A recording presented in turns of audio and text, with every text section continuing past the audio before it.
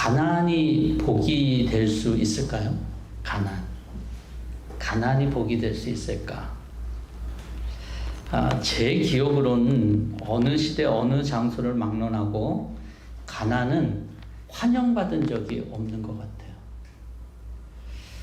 여러분들 한번 여러분들이 알고 있는 상식과 여러 가지 속에서 한번 돌아보세요.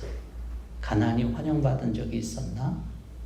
제가 설교를 준비하면서 보니까 가난이 환영받은 적은 없었던 것 같아요. 왜냐하면 가난은 단순히 부족함 이런 거가 아니기 때문에 그래요. 가난의 사전적 의미는 살림이 넉넉지 않음 이런 뜻을 갖고 있거든요. 근데 이 가난은요 원래 한국말이지만 갓난이라고 하는 중국어에서 한자에서 왔어요. 갓난. 봐도 복잡하죠. 굉장히 힘들어 보이지 않아요? 갓난. 예. 이 갓난의 간자는 어려울 간자고 난도 어려울 난자예요. 그러니까 굉장히 어렵다는 거예요. 예. 그냥 단순히 부족함이 아니라 엄청나게 어려운 걸 얘기해요. 그래서 몹시 힘들고 고생스러운 상태를 우리는 갓난이라고 얘기를 해요. 그래서 가난은 때로 비참하고 부끄럽거나 고통스러운 상황으로 인해서 사람들의 성격이나 가치관도 가난 때문에 변하는 경우도 있어요. 이게 다음에 나와야 될 건데 먼저 나와버렸네. 이게 무슨 포스터인지 아시죠, 여러분? 예, 기생충, 그죠? 박찬호 감독의 기생충이라고 하는 거예요. 이 영화를 보면요, 반지하에 사는 가족이 있었어요. 너무 힘들죠. 사는 게 너무 치열했어요. 근데 거기서 끝나지 않고 어떤 일들이 벌어지면서 그들이 나중에는 사기꾼이 되기도 하고요. 나중에는 가족을 위해서 자기가 스스로 살인자가 되기도 하는 어떤 그런 내용을 담고 있어요. 가난은 거기에서 그치지 않고 더 어드밴스해서 정말 처참하고 힘든 상황 가운데 간다라고 하는 걸 볼 수가 있어요. 그래서 가난은 그렇게 쉽게 해결되는 문제가 아닙니다. 이 가난의 문제에 대해서 이데올로기적으로 접근한 것이 바로 공산주의예요. 이 가난은 우리 때문에가 아니다, 어떤 다른 집단 때문이다 라고 하는 것으로 가난을 해결하기 위해서 혁명을 일으키고 그랬지만 저와 여러분들이 지난 역사 속에서 알지만 여러분 그런 공산주의에서조차도 가난을 해결할 수 없었어요.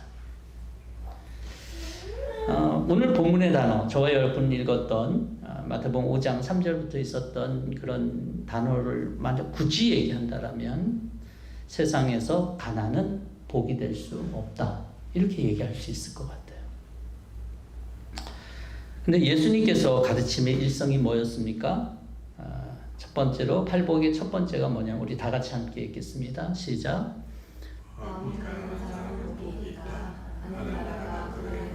예, 우리 개혁성경으로도 여러분 더 익숙하니까 한 번 더 읽었으면 좋겠어요. 심령이 가난한 자는 복이 있나니 천국이 그들의 것이요. 예. 오늘은 이 마음의 가난한 자 복, 첫 번째 팔복 중에 첫 번째만을 제가 다루려고 그래요.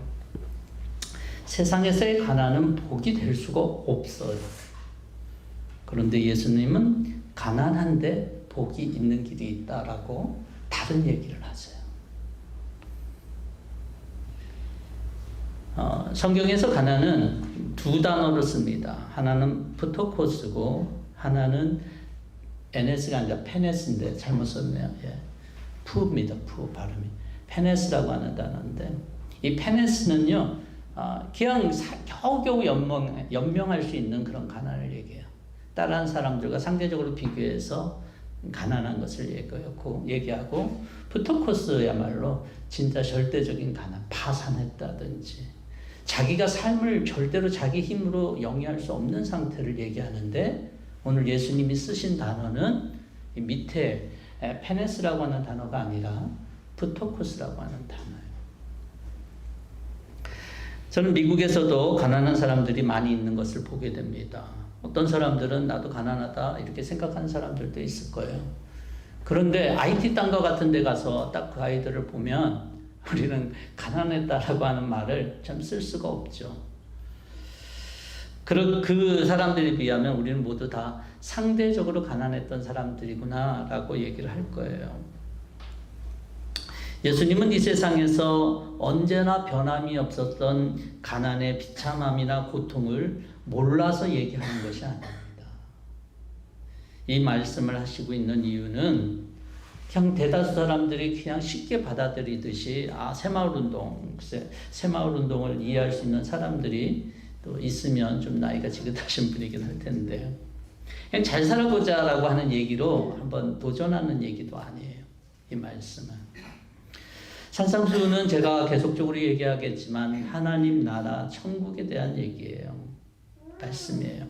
천국 문을 여는 열쇠가 심령이 가난해지는 것, 마음이 가난해지는 것이다 라고 주님은 얘기하시는 걸로 봐서 이것이 결코 우리의 기본적인 생각과 같지 않다는 것을 가지고 우리는 생각해 봐야 됩니다. 그래서 제가 산상수훈을 계속 다루면서 얘기하겠지만 절대로 산상수훈을 도덕률로 받아들여서는 안 돼요. 이렇게 사는 것이 착한 사람이 사는 길, 이런 것을 얘기하는 게 아니에요. 그래서 마음이 가난한 자가 무슨 욕심이 없고 재물에 대한 소유욕이 없는 수도자 같은 삶, 무소유를 실천하거나 미니멀 라이프를 실천하는 그런 것들을 권유하는 그런 의미가 아니다라고 하는 것을 저와 여러분들이 생각해야 돼요. 그럼 가난이 영적인 의미는 뭘까라고 했을 때 예수님이 이 산상수훈이 가난에 대해서 첫 번째로 얘기한 것은 아니에요. 여러 가지가 있겠지만 시편의 말씀은 우리에게 그 인사이트를 줍니다.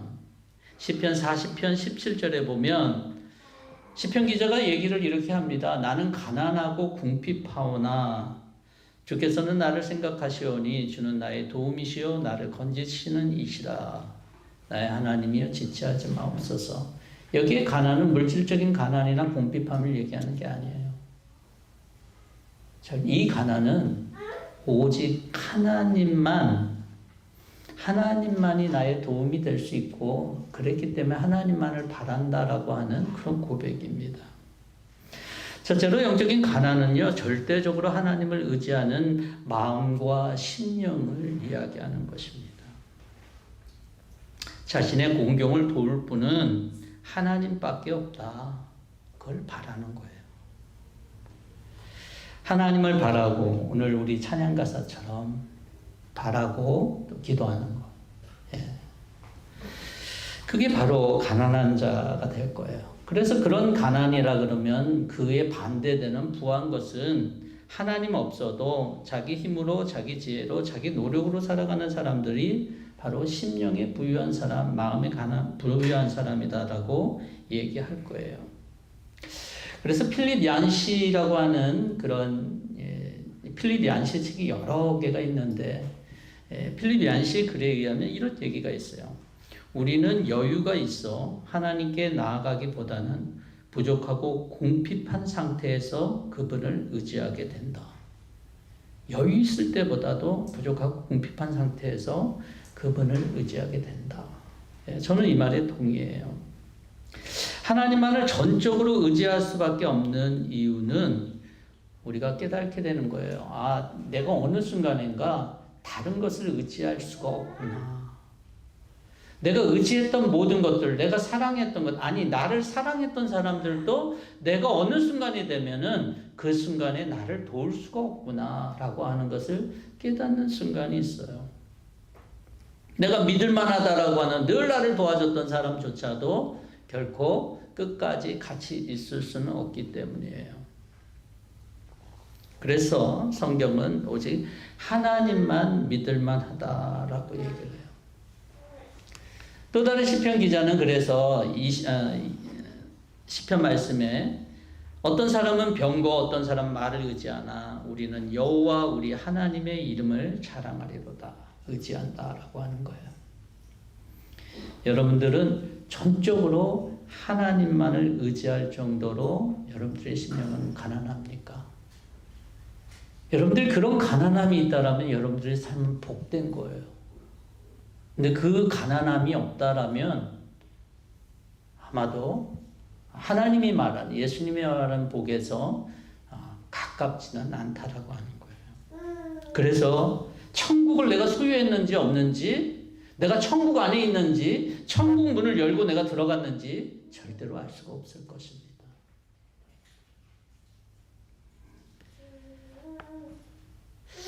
저는 이 본문을 묵상하면서 이런 질문을 해봤어요. 심령이 마음이 가난하고 하나님만의 도움만을 구하고 바라는 상태일 때 이 상태가 쉬운 것일까? 결코 쉽지는 않을 것 같아요. 성경의 모든 사람들을 봐도 그 상황 가운데 내가 들어가 볼 때 결코 쉬운 상태는 될 수 없을 것 같아요.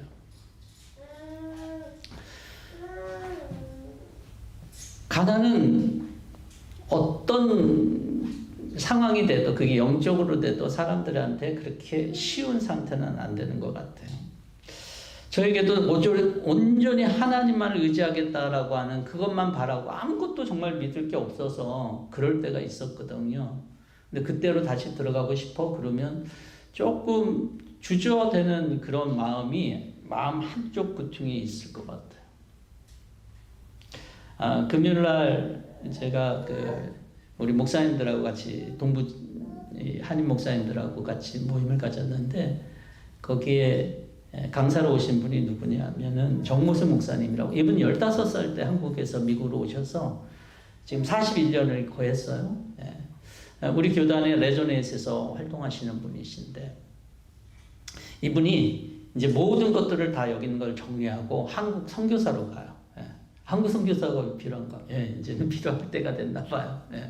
그래서 그분이 한국 선교사로 가서 거기 한국에서도 사역을 하지만 사실은 그 동남아시아에 있는 전체 코디네이터로 그렇게 가요. 근데 그게 나이가 이제 60을 바라보는 상황에서 그게 쉬울까? 모든 걸 다 내려놓고 가는 게 쉬울까? 그럼 그분이 자신의 고백들을 좀 남아서 이렇게 하는데, 다시 거기에 들어가서 하나님만을 의지하는 그 자리로 가는 그것을 얘기를 하는데, 저게 정말 어렵겠다라는 생각을 좀 해봤어요. 여러분, 가난은 간단하게 없는 거잖아요. 없어도 너무 없는 게 가난이잖아요. 그런 상태로 나아가는 것, 그런 상황을 맞이한다는 것은 쉬운 일은 아닐 거예요. 그래서 제가 이런 관점에서 만약에 가난한 자가 천국을 얻는다 그러면은 그래, 천국 얻는 그 길이 정말 쉬운 길은 아니겠구나. 나중에 마태복음 7장에서 나오겠지만 여러분, 이 천국 가는 길이 그렇게 쉬운 길만은 아닌 것 같아요. 그래서 오죽했으면 낙타가 바늘기 들어가는 것처럼 그렇게 어렵다라고 그렇게 비유도 하십니다. 하나님의 도움을 간절히 바라고 하나님 없으면 내 인생이 안 된다고 하는 사람들의 마음을 좀 그려봤어요. 그들에게 진짜 하나님이 그 순간에 있었을까? 여러분, 하나님을 간절히 바라는 그 상태에 하나님이 거기 계실까요? 저는 없다고 봐요. 왜냐하면 없기 때문에 그렇게 간절하게 바라는 것 아니겠어요? 하나님이 딱 눈에 나타나갖고 그 시간에 있었다라면 지금 그 사람이 그렇게 간절하게 기도할까요? 하나님 앞에서? 아니요. 하나님이 보이지도 않고 하나님이 오히려 없는 것 같은 느낌이, 막막한 느낌이 들었기 때문에 그렇게 간절한 기도와 그렇게 하나님을 바란다라고 하는 마음이 있을 거예요.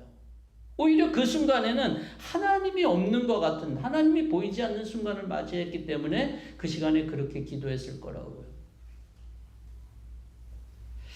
좀 마음이 가난하다라고 하는 것 때문에 그런 마음에 하나님이 계실까? 저는 오히려 없다라는 쪽에 더 마음이 가요. 왜냐하면 하나님이 가득 찬 가난은 존재할 수가 없을 것 같아요. 하나님이 없어야 가난한 것이 말이 되죠. 부족함이잖아요. 가난은 없어도 너무 없어서 고통스러운 게 가난이잖아요. 하나님이 없는 게 오히려 더 맞는 것 같아요. 그래서 그것은 하나님을 믿는 사람이든 믿지 않는 사람들이야 뭐 하나님이 없다 뭐 싶지만, 믿는 사람들에게도 하나님이 안 보이는 순간이 있을까요? 있다는 거예요. 근데 그 안 보이는 순간이 나쁜 걸까? 그렇지만은 않은 것 같아요. 제가 한 책을 여러분들한테 소개하고 싶은데 아까 잠깐 언급했던 필립 얀시의 책이에요. 내 안에 하나님이 없다. 내 안에 하나님이 없다. 라고 하는 책이에요. 굉장히 오래전에 제가 읽었던 책이긴 하지만 다시 한번 펼쳐봤어요. 신앙의 여정에서 하나님이 전혀 안 보이는 깊은 시간을 보내는 경우가 있다라고 하는 거예요. 여러분들에게는 혹시 없었을까요? 네. 하나님께서는 우리가 그분을 알고 사랑하도록 창조하셨지만 정작 당신 자신은 명확하게 드러내시지 않는다는 거예요. 하나님은 보이지 않는 상태로 계시기 때문에 사람들은 자기들의 상상에 따라 하나님을 그 순간에 만들어낸대요. 여러분 그거 아세요? 신앙이 정상적으로 성숙하는 과정이면 점점 내가 만들어낸 하나님 이런 것들이 어디에도 보이지 않게 된다. 신앙이 성숙하게 되면요, 내가 여태까지 하나님이라고 여겼다라고 하는 내가 만들어낸 그런 하나님은 보이지 않아요. 어떤 하나님만 보이냐면 말씀 속의 하나님만 여러분들이 보게 될 거예요. 하나님의 흔적이 없어지고 그렇게 분명했던 하나님의 역사가 사라질 수 있어요. 그래서 머리가 백직잔처럼 하얗게 되고 어떤 분들은 그러면 하나님 없는 거 아니야? 그런 당혹감에 빠질 수 있다는 거예요.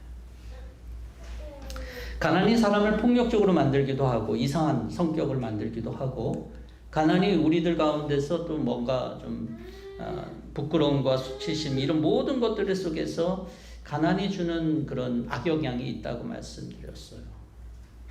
마찬가지로 마음의 영혼에 하나님이 없다 보니까 어떤 사람들은 하나님을 원망하고 불평할 수 있겠죠. 하나님이 없다라고. 여러분 그게 믿지 않는 사람들이 아니라 믿는 사람들에게도 나타나요. 성경에도 나타나요.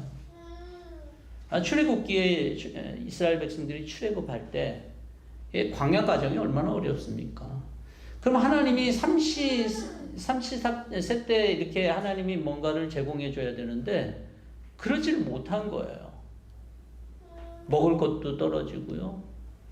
마실 물도 없는 거예요. 그러니까 이스라엘 백성들이 하나님에 대해서 의심합니다. 이스라엘 백성들이 그때 그 당시에 어떤 상태였습니까? 하나님, 저와 여러분들은 경험하지 못했던 홍해라고 하는 놀라운 그런 하나님의 역사, 그 다음에 열재앙이라고 하는 거 눈에 보이는 너무 분명한 그런 기적이었어요. 그래서 하나님이 약속의 땅으로 가자 그랬을 때 사실 기대하는 마음이 있었을 거예요. 적과 꿀이 흐르는 땅으로 나아가는. 근데 이 광야에서의 삶은 내가 생각하는 그런 게 아니었어요. 그때 하나님이 딱딱 나타나서 문제를 해결해 주면 되는데 여러분 이들이 얼마나 불평한데 한 끼 안 먹었다고 그렇게 불평했을까? 물이 잠깐 목말랐다고 불평했을까? 저는 그렇게 생각은 안 들어요. 그래도 이스라엘 백성들이 자기가 참을 수 있는 인계 한계, 하나님이 해주시겠지 했는데 그게 안 나타나는 순간이 나타난 것 같아요. 그럴 때 그들은 어떻게 했어요? 하나님을 시험했어요. 하나님 계신가? 하나님 안 계신 거 아니야? 그럴 때 하나님께서 물을 내신 곳이 무리바, 마사라고 하는 곳이 하나님을 충돌했다라고 하는. 그래서 하나님은 나중에 물을 내시지만 그때 출애굽기 17장 7절에 이렇게 얘기를 하고 있어요. 하나님 없는 거 아니냐고, 그렇죠? 주님께서 우리 가운데 계시는가 안 계시는가 하면서 주님을 시험하였다고 해서 그 이름을 마사라고 했다라고 얘기를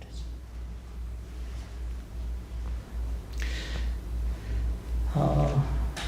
그들 가운데 어떤 사람들은 애굽에서 배운 신들을 만들자고도 얘기를 해요. 구원의 역사를 경험한 사람들이었어요. 하나님의 놀라운 역사를 경험한 사람들이었어요. 그럼에도 자신들이 만들어낸 그 하나님이 보이지 않고 그 뜻대로 안 하면 그 하나님 아닌 거 아니야. 하나님은 어느 순간이요 우리 삶 속에서 그 사랑 많았던 우리에게 공급했던 하나님이 안 보이는 순간도 우리 가운데 허락할 수 있다는 거예요. 사실 마음을 가난하게 해주어서 우리가 만든 하나님, 거짓 하나님을 없애주게 한다라면 그것도 하나님의 은혜인데, 사람들 중에는 자기의 무기력함과 아무것도 없는 상태를 결코 참지 못하고 폭발하는 사람들도 있습니다. 그래서 그런 사람들에겐 마음이 가난해지는 것이 복이 아니라 하나님을 멀리하거나 하나님을 바라보지 않게 하거나 하나님을 떠나고 원망하고 불평하는 이스라엘 백성들과 같은 삶이 될 수도 있어요. 하지만 똑같이 하나님이 안 보이는 그 마음의 가난함의 순간을 갖고 있고 심정의 가난함의 순간을 갖고 있지만 다르게 반응하는 사람들이 성경에는 등장합니다. 하나님이 없는 것 아니야 같은, 아무것도 하나님이 행하시질 않아요. 끝까지 하나님이 행하시지 않아요. 하나님이 이 정도까지 했으면 하나님이 여기서 뭔가 액션을 취하셔야 되는데 안 하셔요. 그래도 끝까지 하나님을 따라가고 그분의 말씀대로 따르는 사람들이 있었어요. 시몬 베드로가 사람들이 예수님과 같이 함께 했던 사람이 가장 많이 떠난 시간이 언제냐면 요한복음 6장에서 오병이어 기적을 일으키고 난 다음에 사람들이 다 떠났어요. 너무 아이러니하지 않아요? 오병이어를 일으키고 난 다음에 오병이어 때 사람들이 구름대 같이 왔잖아요. 그리고 예수님이 그걸 다 먹이셨어요. 그러고 나서 예수님께서 내 살과 피에 대한 얘기를 하시거든요. 내가 너희들에게 떡을 먹은 것 같이 내 살을 먹어야 되고 내 피를 마셔야 돼. 이 설명하니까 이 말 어렵다 그러면 다 떠난 사건이 바로 요한복음 6장에 있어요. 그럴 때 예수님께서 제자들에게 얘기하죠. 너희도 떠나려느냐? 그럴 때 베드로가 이렇게 대답해요. 주님, 우리가 누구에게로 가겠습니까? 선생님께는 영생의 말씀이 있습니다.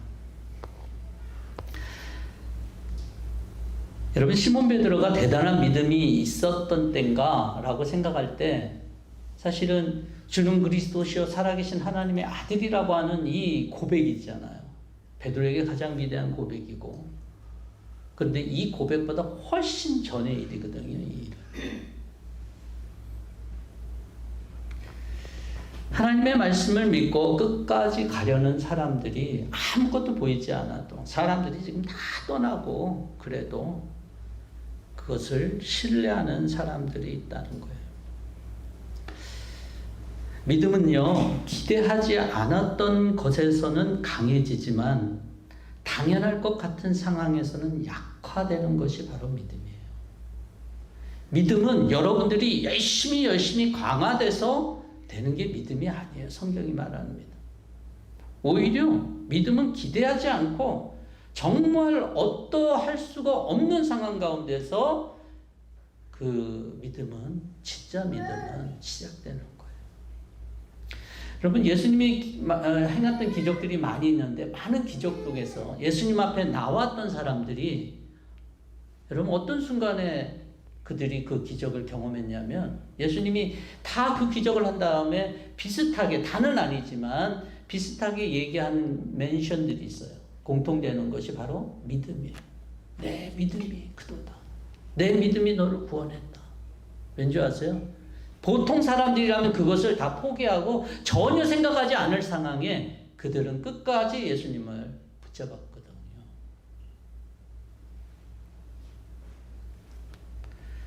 히브리서는 보이지 않는 것들의 증거가 믿음이다라고 얘기를 하고 있어요. 믿음은 목적지가 뚜렷하게 보이지 않습니다. 다음 단계조차도 제대로 보이지 않더라도 나아가는 것이 바로 믿음이다라고 하는 거예요. 믿음의 사람들이 당연해서 그 다음 스텝 하나님을 믿는 게 아니에요. 기대할 수 있는 상황에서 믿는 게 아니에요. 기대할 수 없는 상황에서도, 바랄 수 없는 상황에서도 포기하지 않고 나아간다는 거예요. 아브라함이 그랬고요. 모세가 그랬고, 다윗이 그랬고, 다니엘의 세 친구가 그랬어요. 다니엘이 사자굴에서도 그래요. 오히려 하나님이 나타나면 믿겠습니다 라고 했던, 예수님이 손과 발을 보면 제가 믿을게요 라고 했던 도마가 칭찬받았을까요? 아니요, 칭찬받지 못했어요. 믿음은 그런 거예요. 보이지 않는 순간에 하나님의 말씀을 따르겠다고 하는 말, 전적으로 하나님을 의지하며 나가겠다라고 하는 것이 믿음이다라고 하는 거예요. 그래서 하나님이 사라진 순간, 우리 인생 속에서 하나님이 사라진 순간에 심령이 가난이 시작되는 그 순간이 참다운 믿음으로 나아갈 수 있는 그런 축복의 시간이다라고 하는 것을 저와 여러분들이 믿을 수 있기를 바라요. 마음이 가난한 상태 속에서 하나님이 잘 안 보여요. 그래서 하나님 포기하는 것이 아니라 하나님의 말씀을 의지하고 하나님만을 전적으로 의지하고 나가는 그런 시간을 의미합니다. 그래서 그런 사람들에게 어떤 복이 있다는 거예요? 천국이 저들의 것이다. 여러분, 우리가 내 마음대로 살았는데 천국이 우리의 것이 된다. 내가 마음대로 믿었는데 천국이 우리 것이 된다. 내가 이 땅의 모든 것들을 다 소유하고 영적인 것도 뭐 육적인 것들 뭐든지 내가 다 소유했는데 천국이 내 것이 된다. 이건 말이 안 되죠. 기독교가 아니죠, 이거는.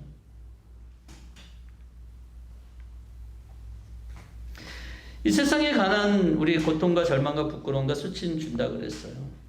마음의 가난, 예수님 말씀하신 가난에 들어가는 사람들도 이런 거를 그러면 경험할까요?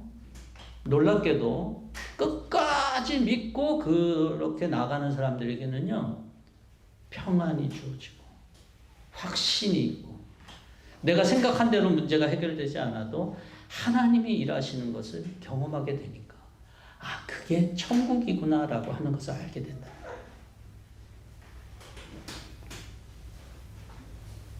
수학 문제를 풀 때요, 답을 맞추는 거 중요합니까? 때로는 여러분 답을 맞추는 것보다도 내가 찍어서 답을 맞추는 것보다도 때로는 내가 어떤 과정 속에서 오답을 줬어도 오답이 더 나은 결과를 가질 수도 있어요. 인생에서 우리 문제가 풀어질 때 내가 닥친 심각한 문제가 쉽게 해결되는 거 그거 중요한 거 아닐 수 있어요. 오히려 내가 그 과정 속에서 보여서 오답이라고 하는 전혀 인생이 꼬이는 것 같고 여러 가지 어려운 상황 가운데 있는 걸로 결과로 나왔어도 그것이 더 맞는 경우도 있다는 거예요. 왜냐하면 그 순간에는 보이지 않는 하나님을 전적으로 의지하고 나가는 그런 모습을 보였다라면 그게 때로는 결과가 오답과 같을지라도 그것은 나쁜 것은 아니다라고 하는 거예요. 오히려 하나님 그런 과정을 통해서 하나님 나라 천국을 복으로 허락해 주신다라고 하는 거예요. 여러분, 천국은 절대로 장소가 아닙니다. 성경이 말하는 천국은 그냥 우리가 어디 이렇게 좋은 잘 예비된 우리가 인간적으로 파라다이스라고 하는 곳으로 이렇게 되는 것이 아니에요.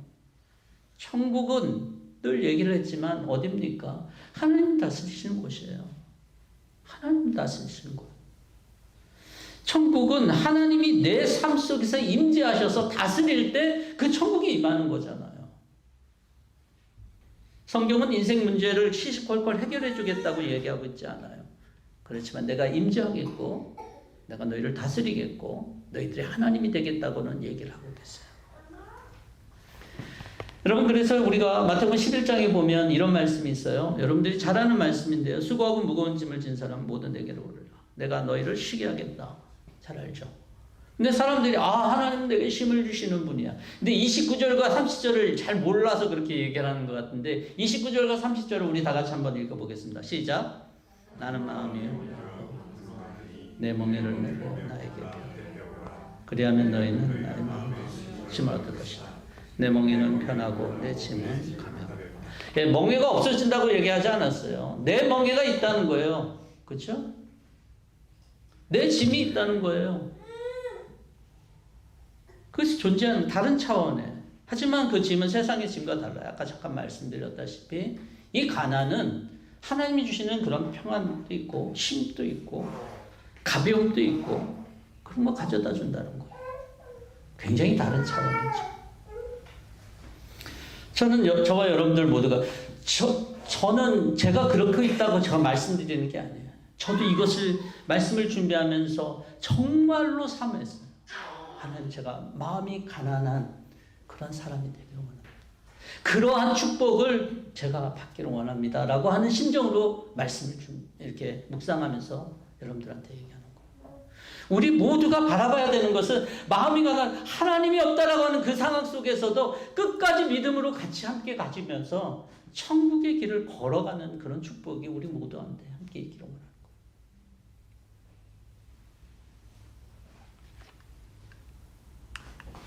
이 사람은 존 울맨이라고 하는 사람인데 참 옆모습이 좀 그렇긴 한데 이 사람이 퀘이커 교도예요. 1700년대 후반의 사람인데 존 울맨이라고 하는 사람인데 그 사람은 어느 날 하나님께서 굉장히 부자였거든요. 보이기에는 부자같이 안 보여요. 당시에 굉장히 큰 부자였어요.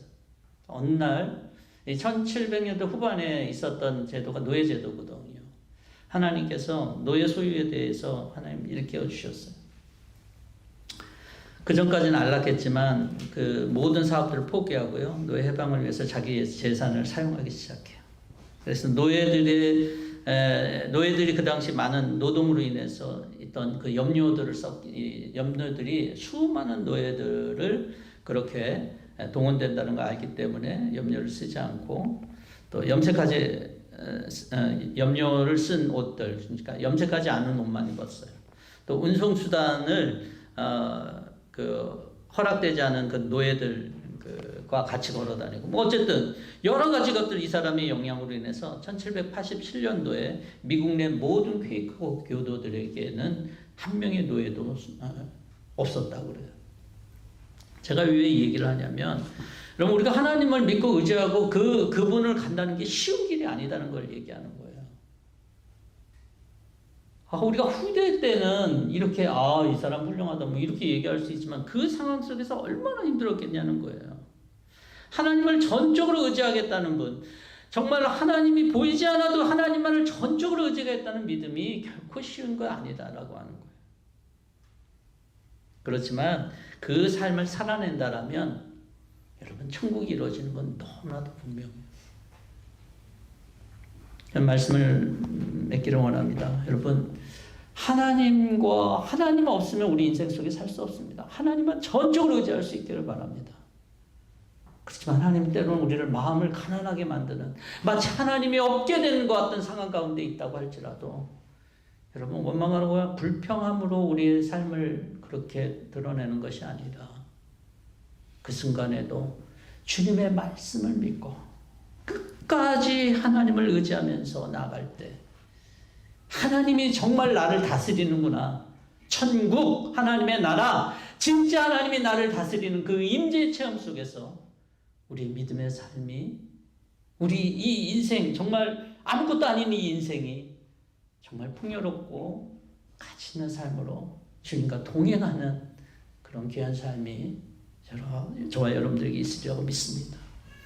저는 이 마음이 가난한 삶의 축복이 얼마나 큰지를 저는 잘 알지는 못할 것 같아요. 너무 클 것 같아요. 그래서 제1첫성으로 예수님이 하신 말씀이기도 합니다. 한 주간도 여러분 살면서 나의 마음을 내 심령을 돌아보면서 나는 하나님을 얼마나 의지하면서, 내가 보이지 않아도 하나님을 얼마나 의지하고 있는가, 말씀을 얼마나 믿고 의지하며 주님을 의지하며 살아가고 있는가 돌아보면서 그렇게 여러분들이 나아갈 때 천국의 그 놀라운 소망들과 천국의 그 사실들이 저와 여러분들 삶 가운데 나타나기를 주의 이름으로 축원합니다. 같이 함께 기도하겠습니다.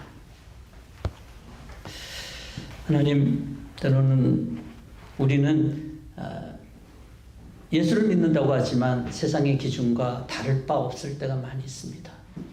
그렇지만 주님은 우리에게 말씀하신 것이 세상의 것들 중에서 가장 아름답거나 가치 있는 것들을 우리한테 말하려고 하는 게 아니라 세상의 원리와는 다른 차원의 말씀을 우리에게 하십니다.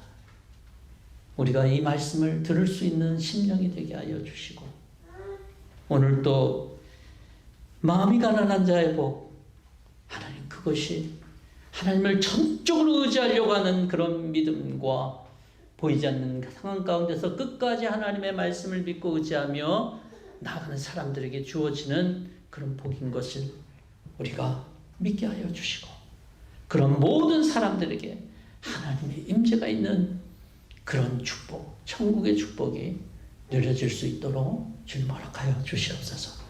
감사하며 예수 그리스도의 이름으로 기도하옵나이다.